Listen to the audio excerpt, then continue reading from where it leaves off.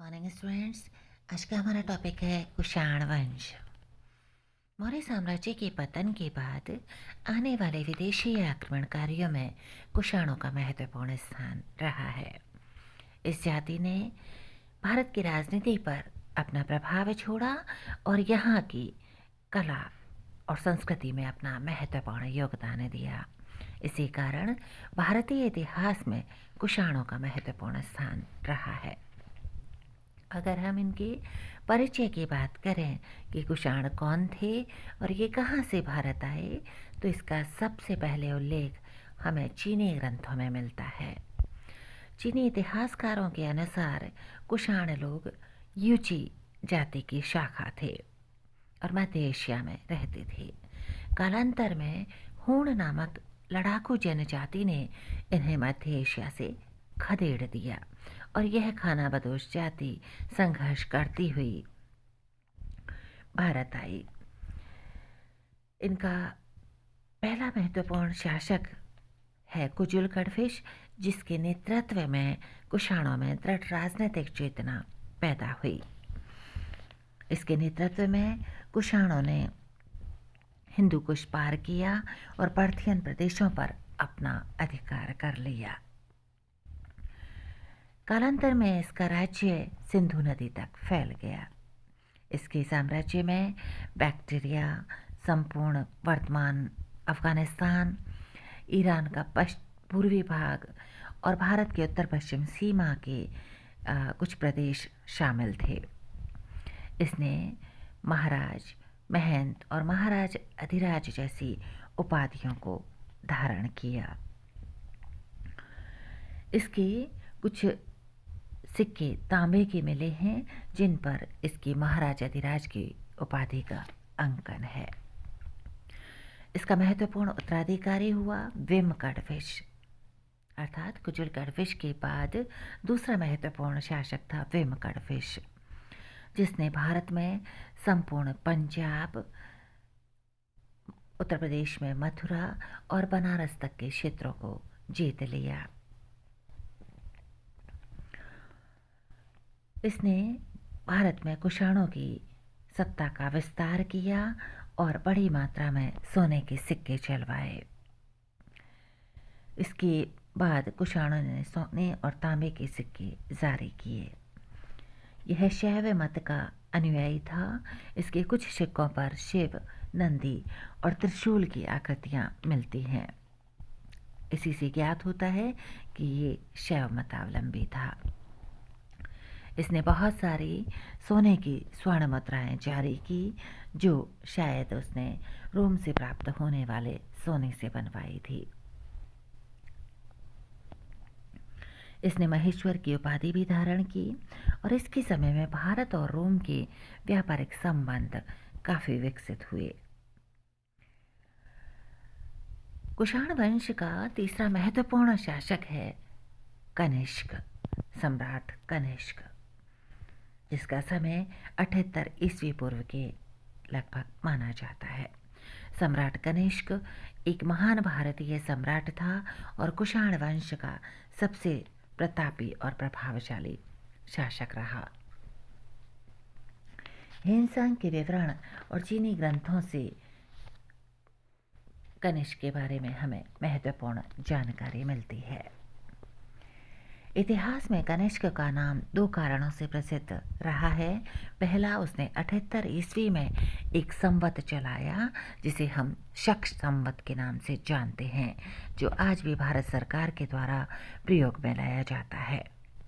दूसरा, उसने बौद्ध धर्म का मुक्त हृदय से संपोषण एवं संरक्षण किया।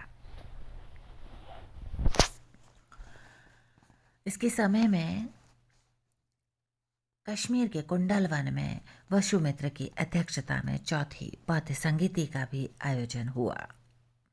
कालांतर में इस संगीति पर कई टीकाएं लिखी गई हैं। कनिष्क के अगर हम साम्राज्य विस्तार की बात करें तो कनिष्क के साम्राज्य में भारत के बाहर अफगानिस्तान, बैक्ट्रिया, काशगर, खोतान और यारकंद जैसे राज्य शामिल थे।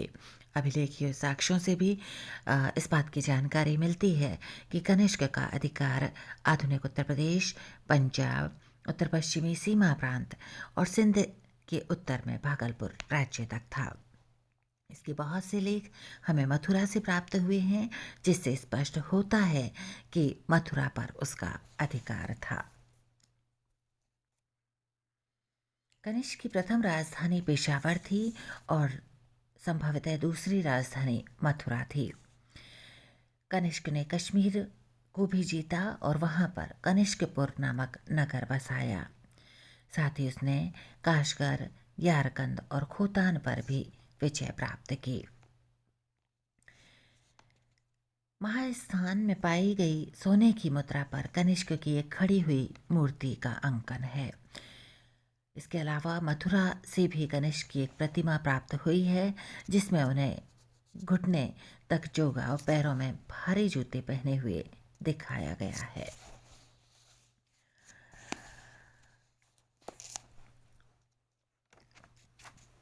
कनिष्क कुषाण वंश का सर्वश्रेष्ठ और महान प्रतापी शासक रहा। उसने अपने बाहुबल से भारत के एक विशाल भूभाग पर अपने विजय पताका फहराई। उसने अपने पूर्वजों के द्वारा विरासत में जो राज्य प्राप्त किया, उसका न केवल संरक्षण किया बल्कि उसका विस्तार भी किया। वह एक सफल सेना नायक और कुशल विजेता भी था। साथ ही उसमें उच्च कोटि के शासन प्रबंधक के भी लक्षण थे। उसके शासनकाल में जनता सर्वत्र सुखी और समृद्ध रही। बौद्ध धर्म को उसने मुक्त हृदय से संरक्षण दिया।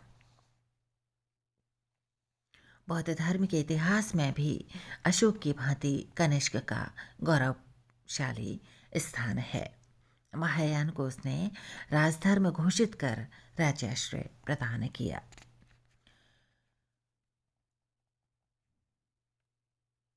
कनिष्क ने पाटलिपुत्र पर आक्रमण करके वहां से प्रसिद्ध अश्वघोष, विद्वान अश्वघोष और बुद्ध का भिक्षा पात्र हासिल किया।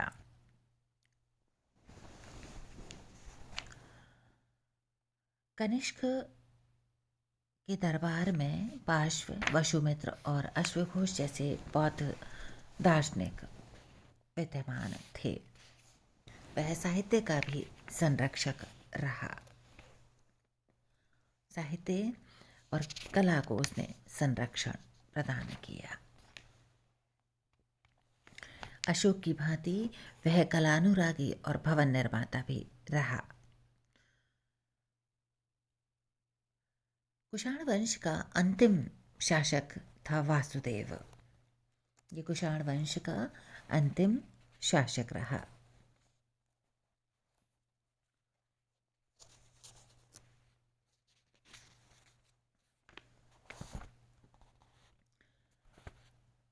कनिष्क की मृत्यु के बाद कुषाण वंश का गौरव क्षीण होने लगा और उसके उत्तराधिकारियों में कोई भी ऐसा पराक्रमी और प्रभावशाली शासक नहीं हुआ जो कि कुषाण साम्राज्य का संरक्षण कर पाता।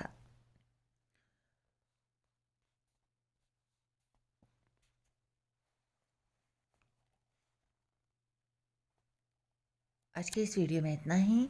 अगले वीडियो में फिर मिलेंगे। धन्यवाद।